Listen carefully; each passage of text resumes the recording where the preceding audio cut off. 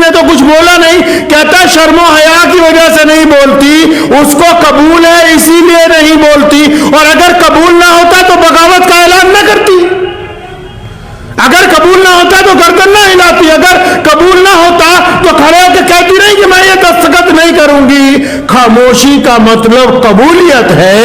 اور پھر ایسے وقت میں جب ملک کا مستقبل طے ہوتا ہو, جب صوبے کا مستقبل طے ہوتا ہو, جب یہ بات طے کرنی ہو کہ آئندہ 5 سال میں ہم کیسے جئیں گے, جب یہ طے کرنا ہو کہ آئندہ 5 سال میں ملک ترقی کیسے کرے گا, جب یہ بات طے کرنی ہو کہ آئندہ 5 سال میں فسادات نہ ہو, ایسے موقع پر جو چپ رہ جاتے ہیں تو اس کا مطلب یہ رضامند ہیں ان لوگوں کے لیے جو لوگوں پر ظلم کرنا چاہتے ہیں.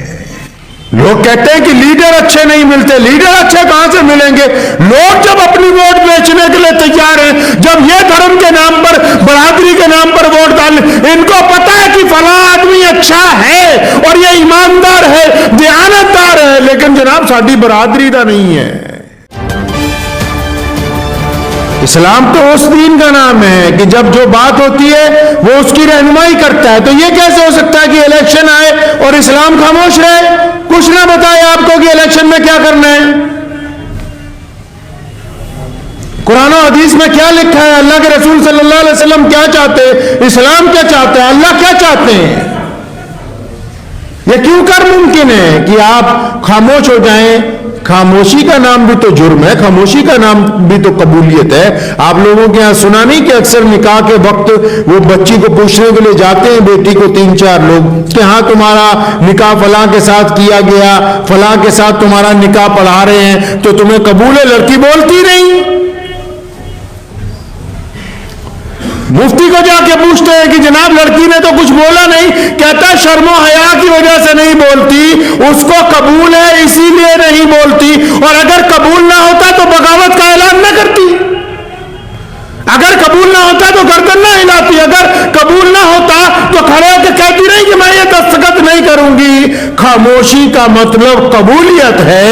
اور پھر ایسے وقت میں جب ملک کا مستقبل طے ہوتا ہو, جب صوبے کا مستقبل طے ہوتا ہو, جب یہ بات طے کرنی ہو کہ آئندہ 5 سال میں ہم کیسے جئیں گے, جب یہ طے کرنا ہو کہ آئندہ 5 سال میں ملک ترقی کیسے کرے گا, جب یہ بات طے کرنی ہو کہ آئندہ 5 سال میں فسادات نہ ہو, ایسے موقع پر جو چپ رہ جاتے ہیں تو اس کا مطلب یہ رضامند ہیں ان لوگوں کے لیے جو لوگوں پر ظلم کرنا چاہتے ہیں. ان کی چپی کا مطلب ان کے فتوے کے مطابق یہ رضامند ہیں ان باطل طاقتوں کے ساتھ, ان ظالموں کے حق میں یہ رضامند ہیں جو انسانوں کو تفرقے میں ڈالنا چاہتے ہیں. اسلام نے تو نہیں کہا کہیں کہ جب الیکشن کا وقت آئے تو آپ چپ ہو جائیں. کون سا دین یہ درس دے سکتا ہے اپنے ماننے والوں کو؟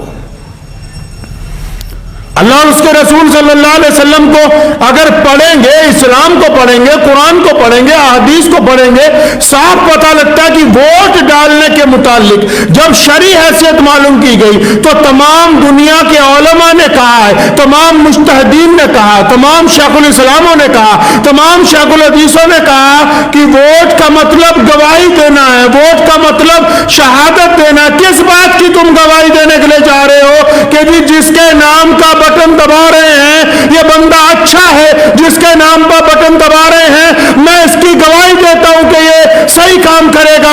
کہ پتہ لگا کہ اسلام نے شہادت کو دینے کا حکم کہا, قرآن میں اللہ تعالیٰ نے اعلان کیا کہ شہادت کو چھپاؤ نہیں, مطلب اگر گواہی دینے کا ٹائم آ جائے تو آگے بڑھ کے گواہی دو, جو سچ بات ہے اس کو کہو لوگوں کے سامنے. پھر یہ کیوں کر ممکن ہو سکتا ہے جب ووٹ کا دن آئے تو لوگ چپ ہو جائیں اور جب ووٹ کا دن آئے تو گواہی دینے سے انکار کر دیں؟ اسلام نے ان لوگوں کو ظالم بتایا جو گواہی دینے سے انکار کرتے ہیں. شریعت نے کہا, قرآن پاک میں حضور اکرم صلی اللہ علیہ وسلم کی متعدد احادیث اس بات کے لیے موجود ہیں. فرمایا شرک سب سے بڑا گناہ ہے. بات کرتے کرتے سیدھے ہو کے بیٹھ گئے, دیوار سے ٹیک لگا رکھی تھی چھوڑ دی, اور فرمایا گواہی کو چھپانا سب سے بڑا گناہ ہے. تو الیکشن آ جاتا ہے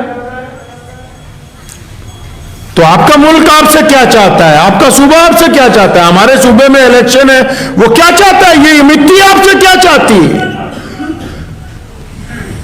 کیا یہ بات کرنی ضروری نہیں ہے؟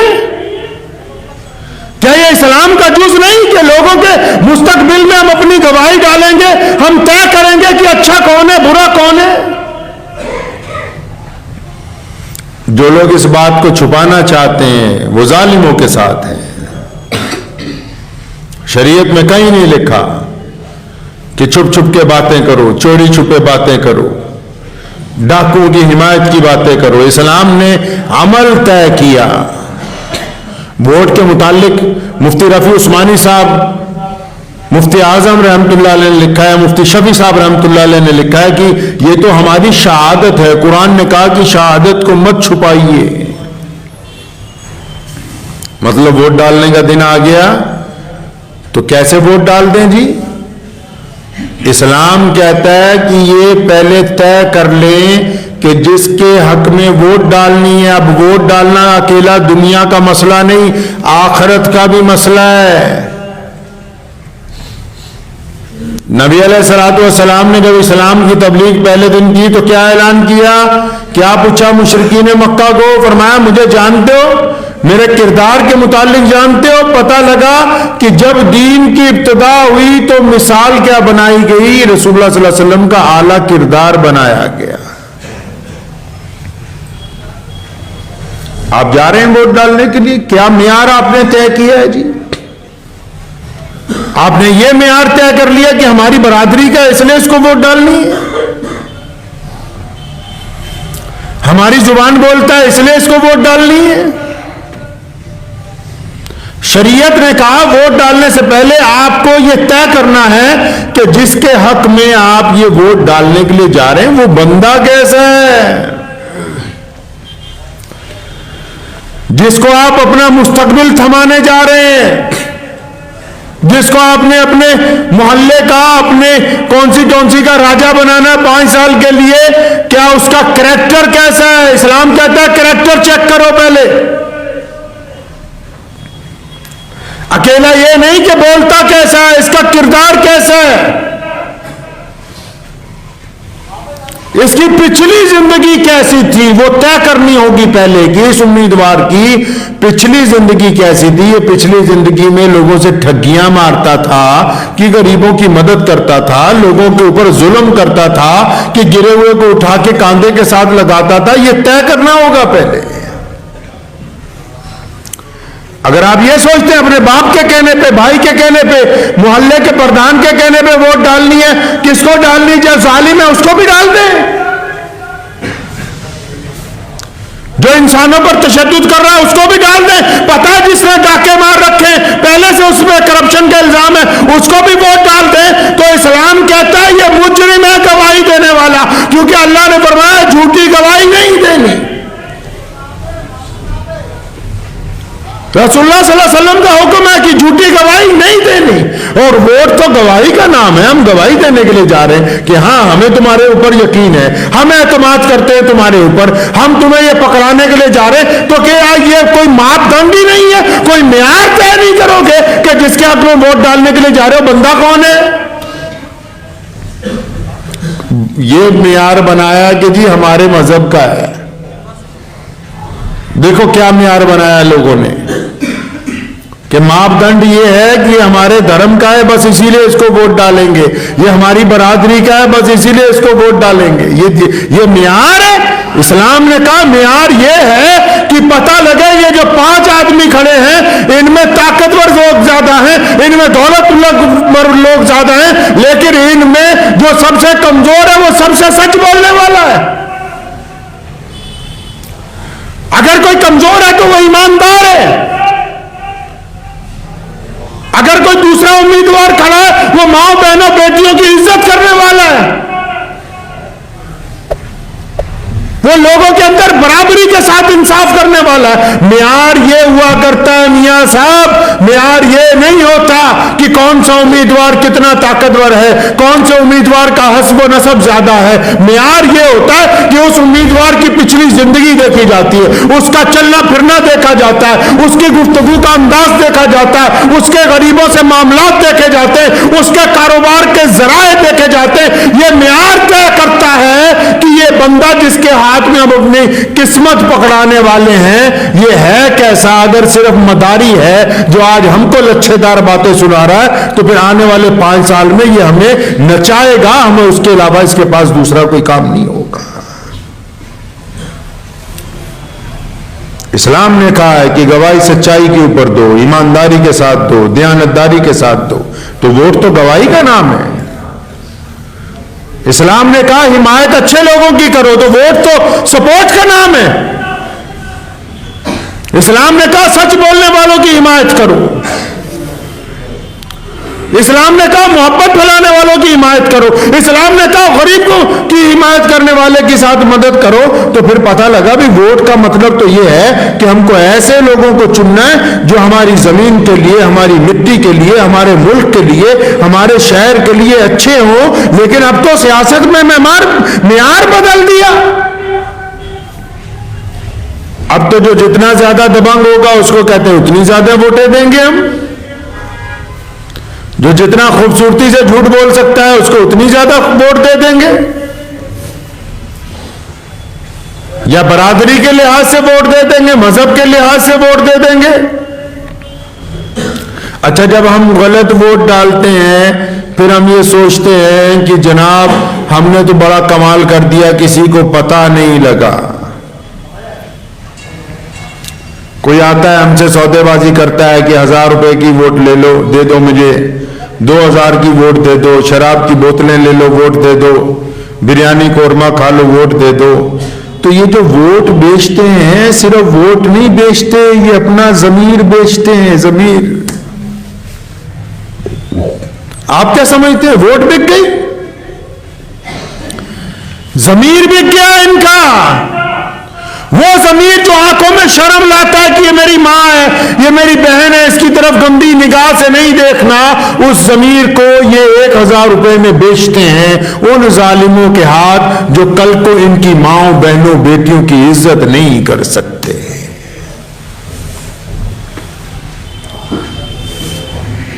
لوگ کہتے ہیں کہ لیڈر اچھے نہیں ملتے. لیڈر اچھے کہاں سے ملیں گے؟ لوگ جب اپنی ووٹ بیچنے کے لیے تیار ہیں، جب یہ دھرم کے نام پر، برادری کے نام پر ووٹ ڈالیں، ان کو پتا ہے کہ فلاں آدمی اچھا ہے اور یہ ایماندار ہے، دیانتدار ہے، لیکن جناب ساری برادری کا نہیں ہے، اس لیے اس کو ووٹ نہیں ڈالیں گے، ظالم کو ووٹ ڈالیں گے. پھر وہ ظالم 5 سال ان کا بھی رگڑا لگاتا ہے، ان کا تو اس نے لگانا، پھر ان کو احساس ہوتا ہے کہ ہم نے گناہ کیا. لیکن یہ گناہ ڈبل ہے. اسلام کہتا ہے کہ غلط گواہی دینے والا، جس نے جھوٹی گواہی دی، وہ دنیا میں بھی ذلیل ہوگا اور آخرت کے اندر بھی جہنم کے اندر وہ چلایا جائے گا. ہمیں معیار طے کرنا ہے. الیکشن کہیں بھی ہو پوری دنیا کے اندر، ووٹیں کہیں بھی پڑتی ہوں، اسلام نے کہا کہ ووٹ شہادت کا نام ہے، ووٹ گواہی دینے کا نام ہے، ووٹ حمایت کرنے کا نام ہے. تو آپ حمایت کن کی کرنا چاہتے ہیں؟ 5 امیدوار کھڑے ہیں، 5 میں یہ طے کیا جائے گا کہ سب کا ان میں سے کریکٹر کس کا اچھا ہے. اپنی برادری نہیں طے کرتی کریکٹر. ان 5 امیدواروں میں کریکٹر کس کا اچھا ہے، کردار کس کا اچھا ہے، کام کون اچھا کر سکتا ہے، اور پڑھا لکھا ان میں اچھا کون ہے، دینی معاملات ان میں اچھے کس کے، کون خدا سے زیادہ ڈرنے والا ہے. یہ بات اس کے کریکٹر کو طے کرتی. ہم تو طے ہی نہیں کرتے. ہمارے معاملات تو بعد میں آئیں گے، ہماری قوم کے، برادریوں کے معاملات تو بعد میں آئیں گے. پہلے تو اسٹیٹ کا مسئلہ ہوتا ہے نا، جس جگہ الیکشن ہو رہا ہوتا ہے اس صوبے کی حکومت کا مسئلہ ہوتا ہے. بھی حکومت پکڑانی کن کو ہے، کن لوگوں کو سرکار پکڑا دیں. اور لوگ بھی بڑے بیوقوف ہیں، نادان ہیں. لوگ آتے ہیں دھرم کے نام پر ایک دوسرے کو لڑاتے ہیں، لوگ آتے ہیں برادری کے نام پر ایک دوسرے کو زہر پلاتے ہیں، اور جو ان دونوں زہروں سے بچ جائے اس کو رشوت کا میٹھا شربت پلاتے ہیں. جو مذہب اور برادری کے نام کا زہر نہ پیے اس کو پھر رشوت کا میٹھا شربت پلاتے ہیں کہ اتنے پیسے لے لو، یہ پوری اپنے محلے کی اپنے گھر کی ووٹیں مجھے ڈلوا دو. حرام ہے. اسلام نے کہا گواہی بیچنا حرام ہے. اگر گواہی بیچنا حرام ہے تو ووٹ کا سودا کرنا بھی حرام ہے. اگر وہ لقمہ حرام کھانے کے بعد انسان کے جسم کے اندر جو خون بنتا ہے اس سے نماز نہیں ہوتی تو یہ لقمہ حرام کھانے کے بعد بھی انسان کی نماز نہیں ہو سکتی. اسلام نے ان چیزوں کو حرام قرار دیا جس سے لوگوں کا نقصان ہوتا ہو. آپ کے ہاتھ میں اللہ نے طاقت پکڑائی کہ ڈالو، چلو ووٹ ڈالو، گواہی دو، کن لوگوں کو آگے لے آئیں، تو آپ ووٹ والے دن کہیں کہ میں نے گھومنے جانا ہے. قرآن نے کیا کہا؟ فرمایا گواہی کو چھپاؤ نہیں. مطلب اگر تمہیں بلائیں گواہی دینے کے لیے تو آگے بولو منہ پہ سچ. کہتے نہیں ووٹ والے دن ہم گھومنے جائیں گے، تو پھر باقی 5 سال جب تمہارے ساتھ زیادتی ہوتی، کام نہیں ہوتا کوئی، پھر کیوں روتے پھرتے ہو؟ جب تمہیں بلایا گیا کہ آؤ اب بتاؤ کس کو چننا ہے تو اس وقت تو تم گھومنے چلے گئے. یہ کہتے ہیں ہم ووٹ والے دن پیسے لے کے جس کو مرضی ووٹ ڈالائیں، ہم خوب ان پیسوں کے ساتھ اپنے گھر کے اندر آرام سے بیٹھے رہیں، تو وہ لقمہ حرام نہ تمہارے گھر کو فائدہ پہنچا سکتا ہے اور نہ جیتنے والا بندہ تمہیں فائدہ پہنچا سکتا ہے. میرے آج کا بیان کا مقصد کسی سیاسی جماعت کے حق میں آپ کو بات بتانا نہیں ہے. میرا مطلب یہ نہیں کہ آپ کس پارٹی کو ووٹ ڈالیں کس کو نہ ڈالیں. آپ کو یہ بتانا ہے کہ ووٹ ڈالنی اسلام کے اندر حکم دیا گیا کہ شہادت دو، جا کے مدد کرو اس سسٹم کی جو آپ کے ملک کو، آپ کے صوبے کو، آپ کے گاؤں کو، آپ کے شہر کو اچھا بنانا چاہتا ہو، اس میں اپنا حصہ ڈالو. اور حصہ ڈالنے سے پہلے اپنے حصے کو بیچو نہیں. حصہ ڈالنے سے پہلے یہ طے کرو کہ جس کی مدد کر رہے ہیں برادری کے نام پر اس کی مدد نہیں کریں گے، اس کے کردار کے نام پر اس کی مدد ہوگی، اس کے آنے والے پروگرام کے نام پر اس کی مدد ہوگی. یہ نہیں کہ کسی نے ڈاکے مارے ہو 5 سال، کسی نے 5 سال چوریاں کی ہوں اور اب کپڑے بدل کے آ جائے کہ نہیں جی اگلے 5 سال تو آپ کو خوبصورت اسکول بنا کے دوں گا، اب میں آپ کو سڑکیں بنا دوں گا، آپ نے اسپتال. تو اس کی پچھلی زندگی ضرور دیکھنی ہوگی کہ جب اس کو پہلے بنایا تھا تو اس وقت اس نے ہمارے ساتھ کیا کیا تھا. معاف کر دینا اچھی بات ہے، معاف کر دینا اچھی بات ہے، لیکن دوبارہ اعتبار کر لینا بیوقوفی کی بات ہے. جن کے ساتھ معاملہ ہو، ناراضگیاں ہو جائے، جو آپ کو بار بار دھوکہ دیتے ہو، معاف کرتے ہیں ان کو. لیکن آپ کہیں کہ معاف کرنے کے بعد دوبارہ اعتبار کر لیں، تو اس سے بڑا بیوقوف اور کون ہو سکتا ہے؟ اسلام کہتا ہے کہ آپ معیار طے کیجئے امیدواروں کا، اور یہی ہمارے ملک کا قانون بھی کہتا ہے. امیدواروں کو کہا کہ آؤ ورچوئل میٹنگ میں بتا دو، آؤ سڑک پر نکل کے بتا دو، آؤ اشتہاروں کے ذریعے بتا دو کہ تم کیا کرنا چاہتے ہو، تم ایماندار ہو. سارے کہتے ہیں میں بھرشٹاچار کے خلاف ہوں. تو یہ پتہ کرنا تو ووٹر کا کام ہے نا کہ یہ بھرشٹاچاری ہے یا نہیں ہے. یہ تو آپ نے طے کرنا ہے. تو اس لیے پنجاب میں یہ جو الیکشن ہے، الیکشن جو ہوتا ہے یہ بھی عید کی طرح ہوتا ہے. جس طرح اور تہوار منائے جاتے ہیں، 5 سال بعد یہ بھی ایک دن آتا ہے خوشی کا. وہ اس بات کی خوشی کہ آپ نے طے کرنا ہے کہ اگلے 5 سال ہماری مٹی کو کون سینچے گا، اگلے 5 سال تک ہماری اس مٹی کے اوپر کون اچھے باغیچے لگا سکتا ہے، آنے والے 5 سالوں میں کون اچھی چھاؤں دے سکتا ہے، کون اس آب و ہوا کو خوبصورت بنا سکتا ہے، کون ہماری زبان کو بچا سکتا ہے. اور اگر آپ بنا سوچے سمجھے اپنی ووٹ کو بیچ رہے ہیں تو آپ اللہ اور اس کے رسول کے ساتھ دھوکہ کر رہے ہیں، آپ ایمان کے ساتھ دھوکہ کر رہے ہیں. تو دعا کیجیے اللہ تعالیٰ مجھے بھی اور آپ سب کو بھی اس میں سمجھ کرنے کی توفیق عطا فرمائے، اور کسی بھی ذات اور برادری کی بجائے اچھے لوگوں کے ساتھ اچھے لوگوں کو چننے کی توفیق عطا فرمائے. وآخر دعوانا ان الحمدللہ رب العالمین.